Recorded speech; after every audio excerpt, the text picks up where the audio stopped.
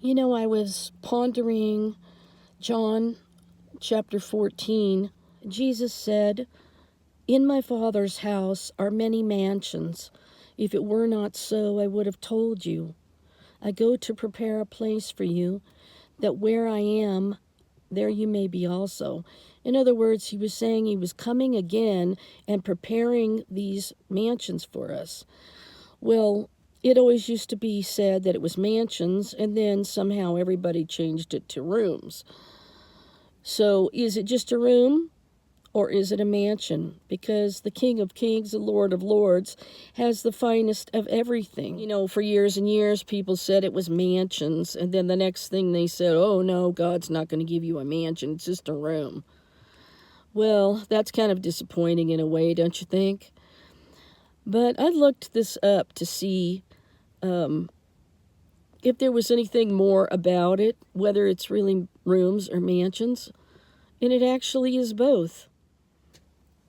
And there was something else that was interesting that I believe could tie it to the verse, "In a moment, in the twinkling of an eye, at the last trump, the dead and Messiah will rise first, and then we who are alive and remain shall be caught up together with them in the clouds to meet the Lord in the air, and so shall we ever be with the Lord. Therefore, comfort one another with these words." Well, here's the thing. It says those who remain will be caught up. So this is very interesting, because if you look up where it says, now, some versions say, "In my Father's house are many rooms," and other versions say, "In my Father's house are many mansions." Now, keep in mind, we're talking about the King of Glory, who has majesty. He has the finest of everything, and I like to say the finest of the fine. That's what I saw my mother as, and my kitty cat. They were both the finest of the fine. So the King of Kings has all glory, power, and majesty. And everything that he created on this earth belongs to him. That means all the gold, silver, gemstones, the diamonds, you name it, all of the radiant gemstones, everything belongs to him. And so do you believe that he's just going to give us a little hovel? I highly doubt it. Because everything with the King of Kings is going to be the finest of everything.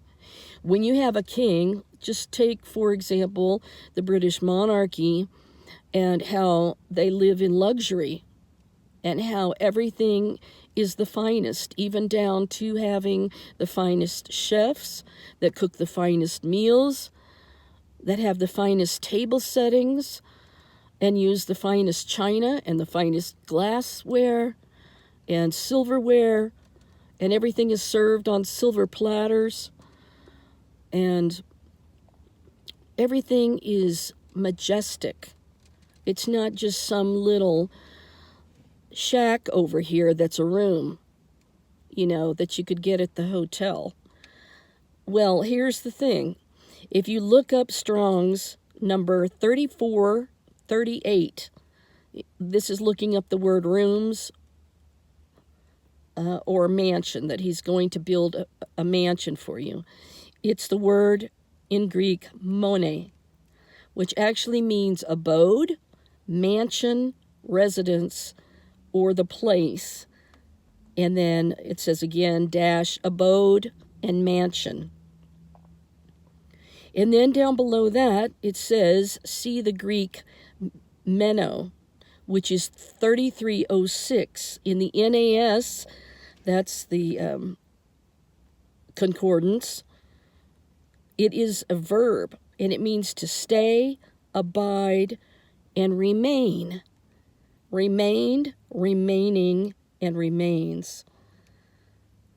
We know that the course of history is predetermined, but if the king has the finest of everything, and everything belongs to him, then don't doubt for a minute that he is going to be building a mansion, and it will be a place of luxurious beauty, far beyond anything that we've ever experienced He's not just going to give you a home down in Nashville, honey.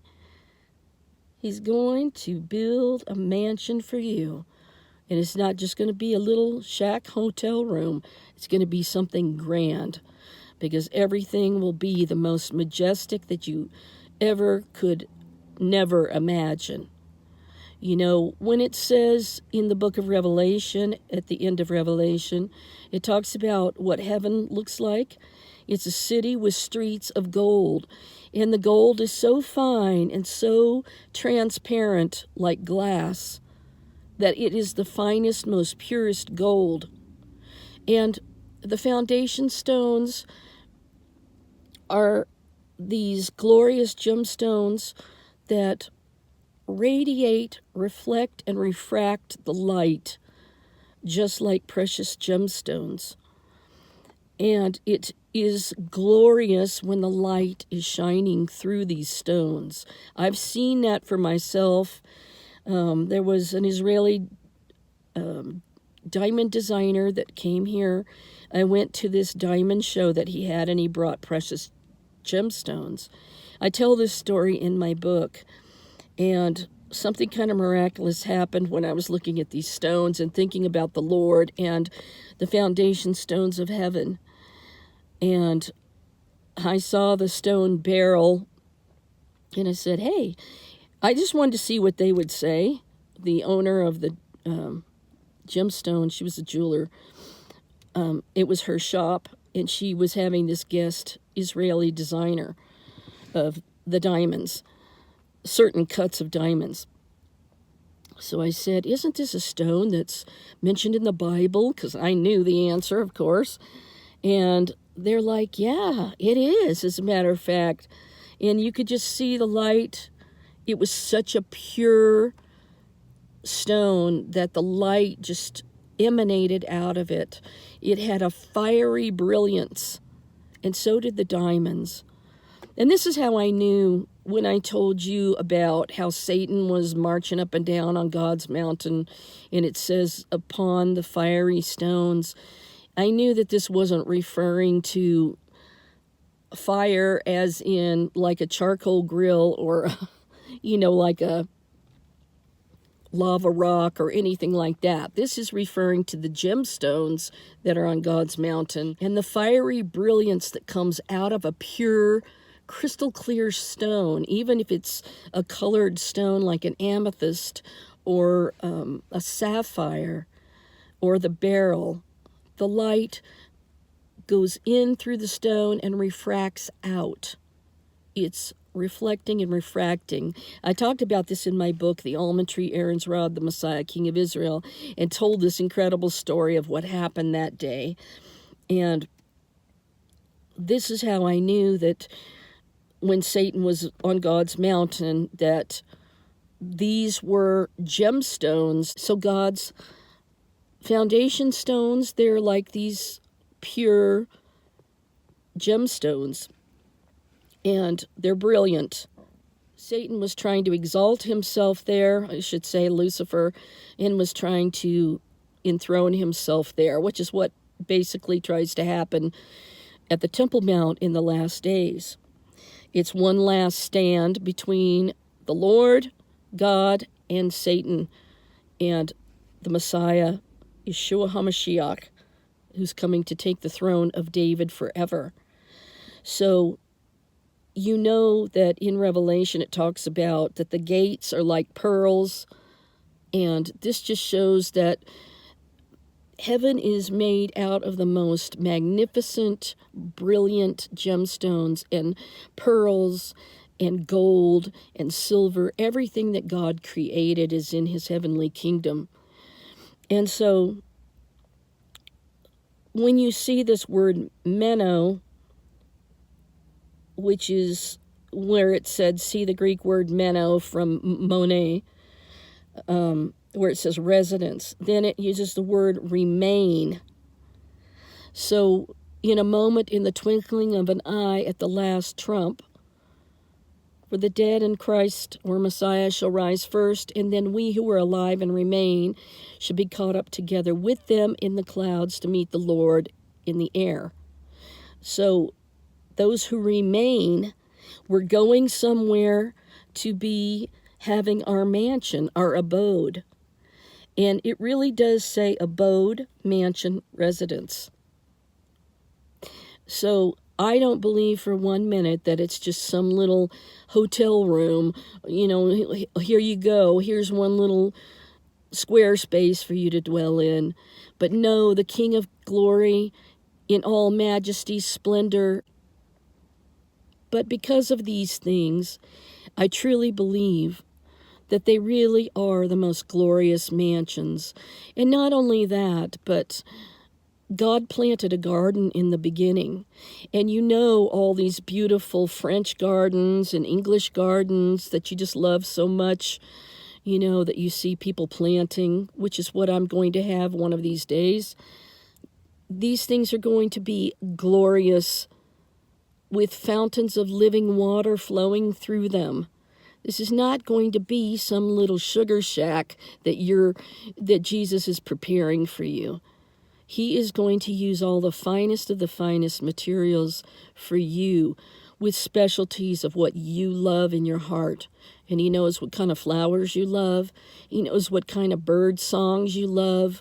He knows what kind of animal sounds bring your heart joy. And he's going to be providing all of that in the place he's prepared for you and me. And I just wanted to bring you this little message to tell you that don't diminish what God is able to provide for us. But know for certain that God knows your heart, and everything that you love in your heart will be there, including our loved ones that are waiting for us. You know, it's difficult to have Mother's Day and have everyone have their mother around, eating dinner together with her, and I no longer have a mother to celebrate with. So I can just try to remember her.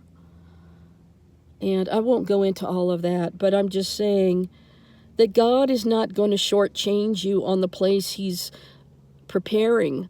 Believe me, he's been working on these beautiful mansions for 2,000 years, maybe even longer. But he's going to take his bride, and he's going to give his bride the very best. Don't you know that when a gentleman wants to marry his love of his life, that he buys her the best diamond that he can afford and tries to give her the finest of the fine? But our King is far superior to that, and he will provide the best for us. Something gloriously beautiful that we can't even imagine. So the people that say, God's not going to give you a mansion, don't count on it. Because heaven is full of everything he created that is the finest. And that's what he's going to give us. And all of the pain and suffering and bad ill treatment we receive down here will all be forgotten. We won't have people bashing us or cutting us down or whatever. You know, we will be finishing the race and going to dwell in the presence of His Majesty, His Royal Highness.